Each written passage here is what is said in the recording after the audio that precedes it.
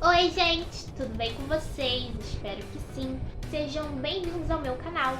E no vídeo de hoje a gente vai ter uma resenha do livro Senhora, do José de Alencar. Bom, e este livro ele foi escrito e publicado durante ali o finalzinho do século XIX.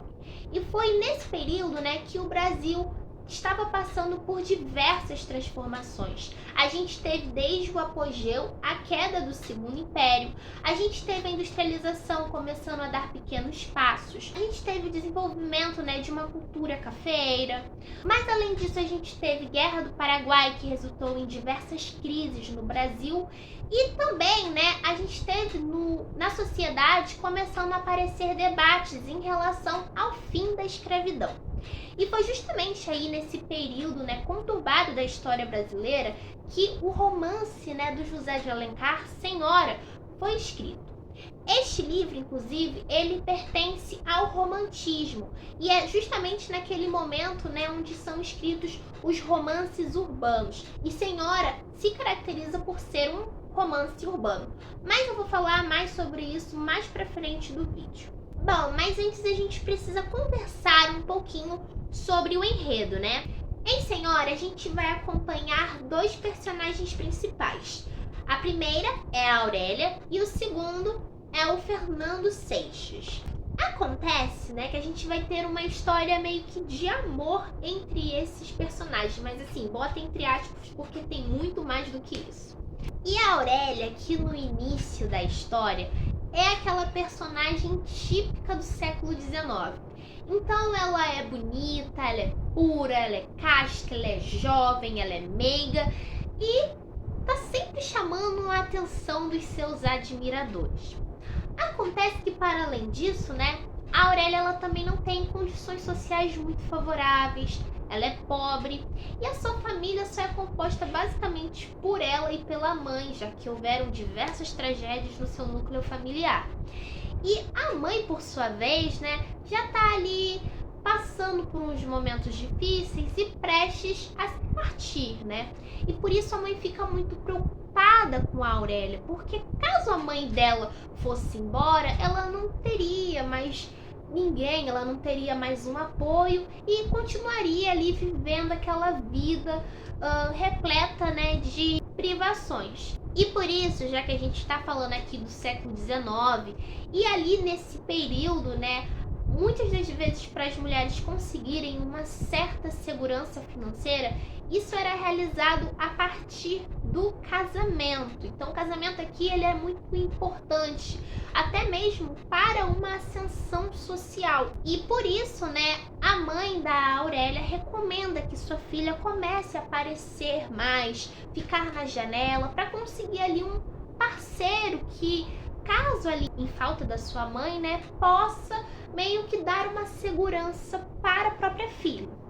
Então a Aurélia começa meio que forçadamente a aparecer na janela e começam a aparecer diversos pretendentes.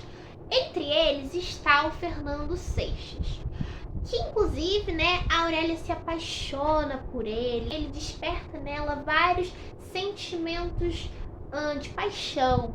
E a mesma coisa, de certa forma, acontece com o Fernando Seixas. Ele se apaixona pela beleza da Aurélia, pela aquela personagem, pela aquela pessoa que era a Aurélia. Acontece que eles começam a desenvolver um romance ali, e no começo da história tá tudo bonitinho, tá tudo perfeito, só que Fernando Seixas acaba trocando a Aurélia por uma outra personagem, que é a Adelaide. Isso enfurece, a Aurélia. Não porque o Fernando Seixas teria apenas trocado a paixão dela pela da Adelaide, mas porque o Fernando Seixas teria feito isso simplesmente e puramente por causa de dinheiro. Isso porque a Adelaide era mais rica, A Adelaide tinha muito dinheiro em relação a Aurélia. O Fernando Seixas, ele, diferentemente da Aurélia, é um personagem traste. Ele é um cafajeste, literalmente. Isso porque ele é aquele personagem que quer mostrar uma vida que ele não tem. Ele muitas das vezes fica frequentando lá os salões, a sociedade, gente está falando do século XIX. Isso, inclusive, vale para hoje, né? Mas naquela época, né, as pessoas que faziam parte da burguesia, para elas conseguirem contatos e outras pessoas, elas tinham que participar da sociedade, deveriam ter um lugar reservado num teatro, numa ópera, justamente, né, porque esses locais, os salões, eram locais de troca, de influências. E o Fernando Seixas está sempre fazendo parte disso, está sempre presente na sociedade. E o Fernando Seixas, por sua vez, ele vem de uma família ali da burguesia, mas que está em decadência, sabe? Está decaindo. Então, acontece uma coisa muito doida, porque o Fernando Seixas, ele tenta manter uma vida que ele não tem, em detrimento, né, da sua própria família, porque é mostrado muitas das vezes que ele utiliza as roupas mais caras, utiliza de toda a economia da família, e as suas irmãs, a sua mãe, não tem o que vestir, usa roupas velhas, quase não saem, diferentemente ali do Fernando. E ele vê, né, que a Adelaide é essa personagem que tem muito dinheiro, que poderia, diferentemente da Aurélia, dar um futuro melhor. Mas o que ele não esperava, né, é que a Aurélia iria dar um troco nele. A Aurélia, então, né, ela se torna, do dia pra noite, milionária depois de receber uma herança deixada pelo seu avô. E nisso ela se torna uma das mulheres mais ricas do Rio de Janeiro. Ela começa a fazer parte da alta sociedade. E nisso, né, que começa o plano de vingança, porque ela prepara, né, um casamento às cegas, onde o Fernando Seixas, sem saber, iria casar com ela em troca de um dote, né, de uma fortuna. O Fernando Seixas, sem saber, acaba aceitando ali aquele casamento em troca dessa quantia de dinheiro. E o que ele não esperava, né, é que a pessoa que ele iria se casar era nada menos e nada mais do que a Aurélia. E aí, quando você pensa que a história chegou ao fim, que ok, aconteceu a reviravolta, aí que a história começa a virar ainda mais. Porque se a Aurélia antes era aquela personagem meiga, pura, casta, fofinha, sabe, menininha, agora ela vai se tornar literalmente uma mulher. Ela vai se tornar inteligente, ela vai se tornar fria, vai se tornar calculista. E ela vai começar, né, a meio que jogar na cara do Fernando Seixas que ele só se casou com ela por causa do dinheiro dela. E o Fernando Seixas, que era aquele personagem cafajeste, que só estava se importando com dinheiro, que só estava se importando em frequentar a alta sociedade e levar uma vida que ele não tinha, se torna agora um personagem mais sério, que começa a não se importar tanto com as questões materiais. Então, o Fernando Seixas se transforma totalmente. E isso, claro, né, é um mérito da Aurélia. Os personagens agora vão ter que lidar com um casamento de aparências. Eles vão ter que começar a performar um amor que meio que não existe ali naquela história, enquanto há esse dinheiro em volta. E isso, de certa forma, foi uma crítica que o José de Alencar estava fazendo à burguesia daquela época, que tinha como costume, né, casar simplesmente por interesse. Isso, inclusive, é muito comum dentro das elites brasileiras, que é esse casamento que se dá justamente para a manutenção de bens, a manutenção de poder, e até mesmo, né, para a ascensão social, como foi o caso ali, né, do Fernando Seixas. Além disso, né, há durante todo o livro várias críticas em relação a como a sociedade, principalmente a burguesia, tem essa valorização ao dinheiro, como o dinheiro, de certa forma, está sempre comprando tudo. Esse livro, apesar dele se encaixar no romantismo, ele é considerado, né, um antecessor do realismo. Isso porque ele já incorpora algumas características que vão ser muito exploradas pelo realismo, como, por exemplo, né, investigação psicológica dos personagens. Aqui na obra, por exemplo, né, o nosso narrador, que se caracteriza por ser um narrador onisciente, que sabe de tudo em relação aos personagens, está sempre fazendo uma investigação psicológica. Além disso, né, O livro ele vai trazer, como eu falei, contradições sobre a burguesia, que também é muito explorado no realismo. Vai trazer também as questões morais, né, as contradições daquela época, daquela sociedade. E além disso, né, no realismo, os personagens eles são mais reais, eles são personagens que se aproximam da realidade, não aquela coisa fantasiosa que havia no romantismo. E isso é algo que acontece aqui na história. Isso porque a Aurélia, ela é uma personagem inteligente, ela é uma personagem que tem um caráter próprio, que não está ali apenas para ser uma idealização da figura masculina, mas também, né, para ser quem ela realmente é, para ser aquela personagem que pode sim ser fria, que pode ser também calculista. E assim como a Aurélia, né, que se aproxima de uma personagem feminina real, o Fernando Seixas também se aproxima, né, de uma figura real. Isso porque assim como o Fernando Seixas ele tem partes boas, ele também tem suas contradições, ele também é um cafajeste, ele também é um traste, enfim. E como eu falei, são características, né, que são específicas, né, que são presentes ali no realismo, mas que este livro aqui já apresenta. Por isso que mesmo que a gente traga, né, a conclusão de que esse livro ele permanece sendo um livro do romantismo, ele tem sim certas características que já são posteriores ao romantismo. Mas aí você deve estar se perguntando, Ana, por que então, se esse livro tem tantas características assim que são próprias do realismo, então por que ele se enquadra como um livro do romantismo? Isso acontece, gente, porque o desfecho que ele traz para a história é um desfecho dos românticos, né? É um desfecho onde o amor, de certa forma, vence tudo, onde o amor se sobrepõe a todas as questões mundanas, né? Inclusive, esse final, ele não me agradou tanto. Eu gostaria que fosse um final, assim... É que eu não posso dar spoiler, né? Mas eu gostaria que fosse um final mais realista, né? Durante esse casamento de aparência, né, que os dois personagens vão desenvolver, eles vão o tempo todo, né, ficarem fazendo várias alfinetadas um pro outro. Então a gente tem várias pitadas de ironia e de sarcasmo. Tem uns momentos que chegou até a me incomodar, porque eles ficavam o tempo todo se alfinetando, né? Muita gente, inclusive, se afasta da escrita do José de Alencar e resolve muitas das vezes não ler os livros do José de Alencar por causa, né, da forma como ele escreve, que é um tanto exagerada, cheia de palavras, né, chiques e difíceis, né?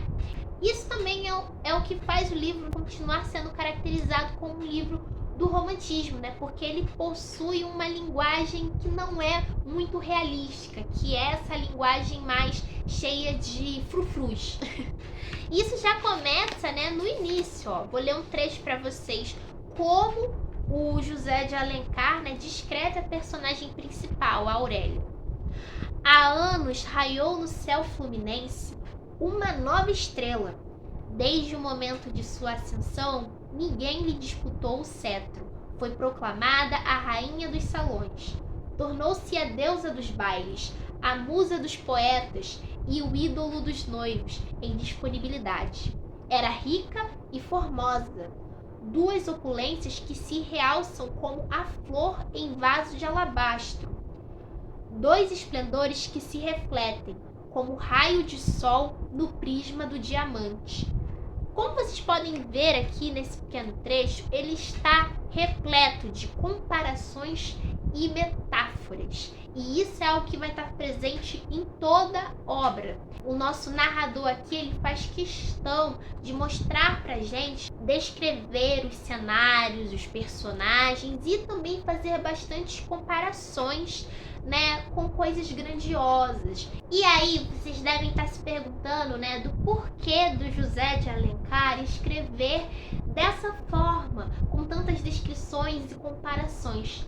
Isso acontecia para trazer essa atmosfera de sonho, de algo grandioso. Por isso que havia tantas palavras pomposas, justamente para transportar a gente para uma realidade mágica, sabe?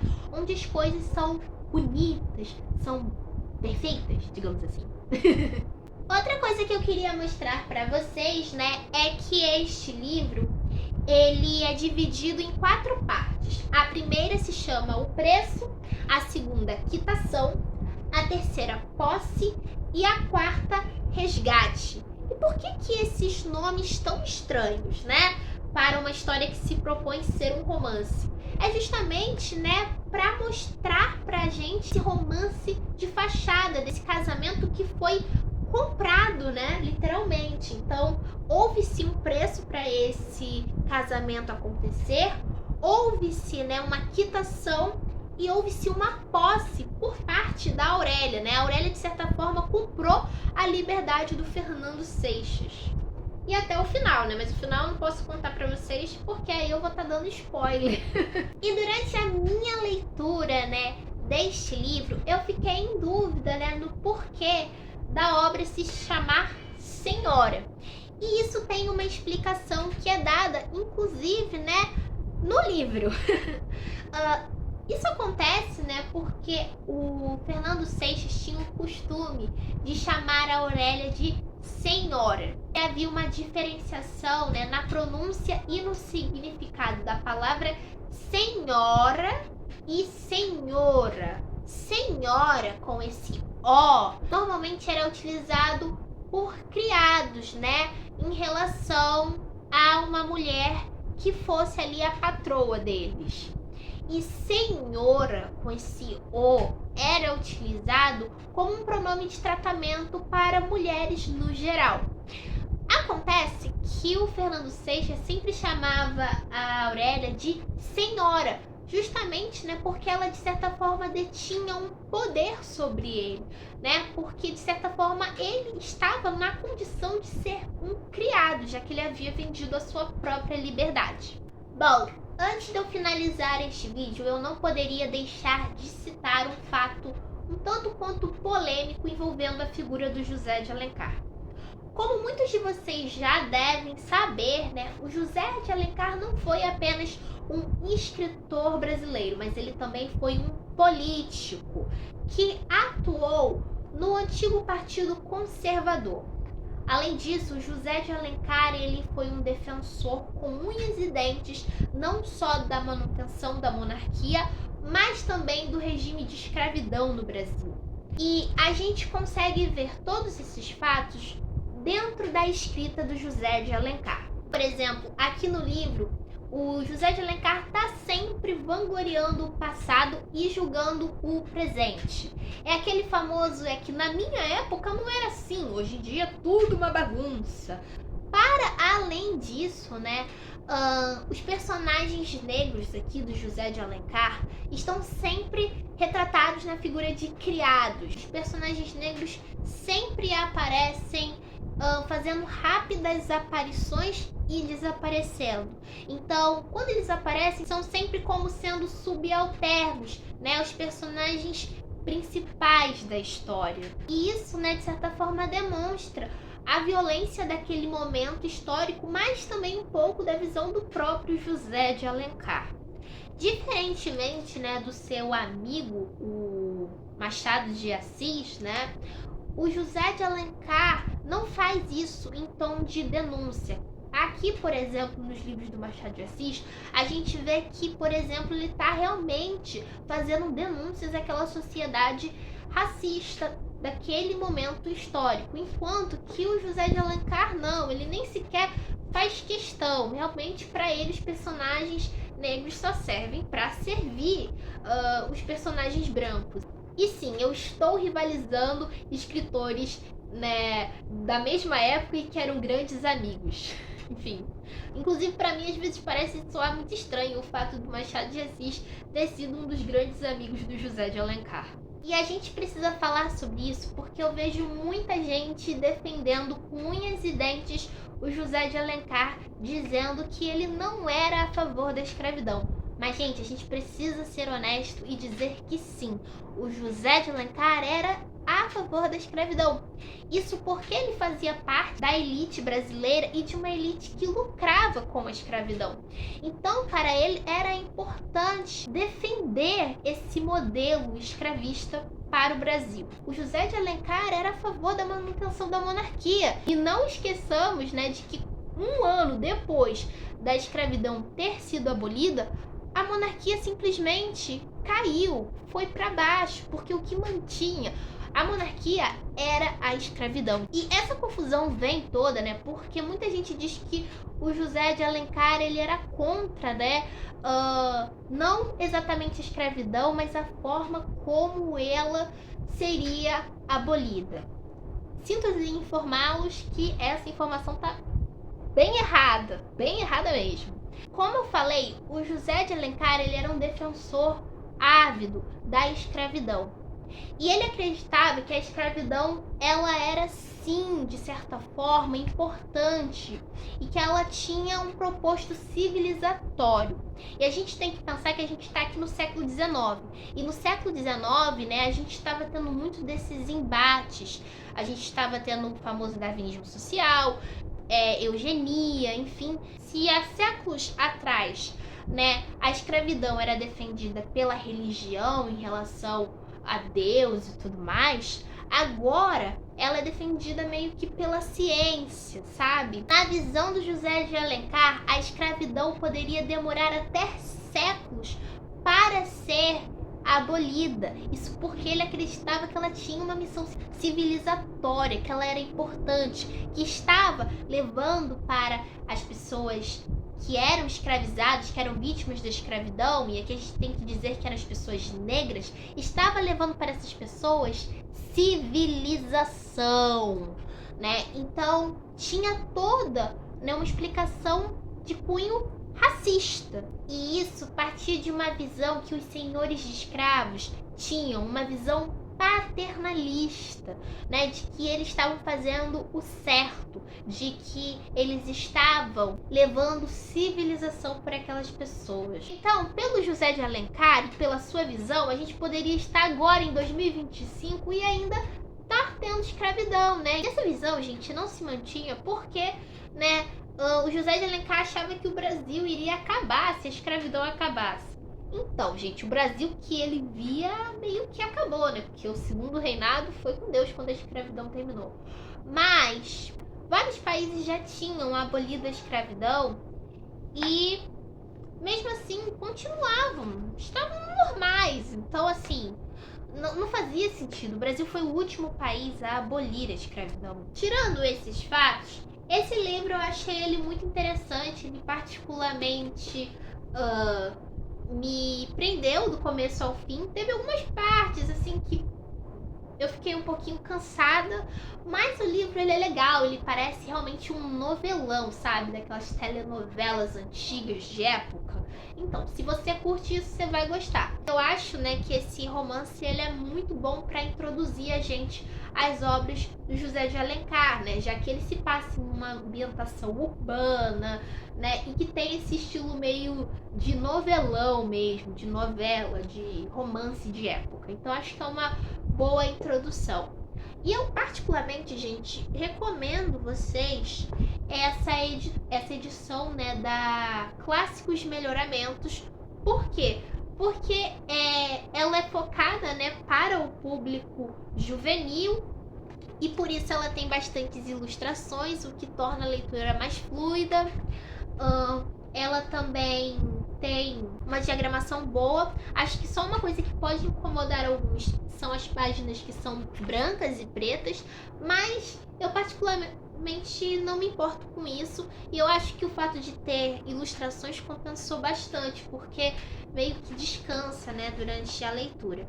E para além disso, né, no final tem umas pequenas explicações sobre o momento histórico e também sobre o momento literário da obra. Então acho que eu recomendo bastante, né, essa edição aqui da editora Melhoramentos. E eu espero que vocês tenham gostado dessa resenha. Eu fico por aqui. Um beijo e tchau!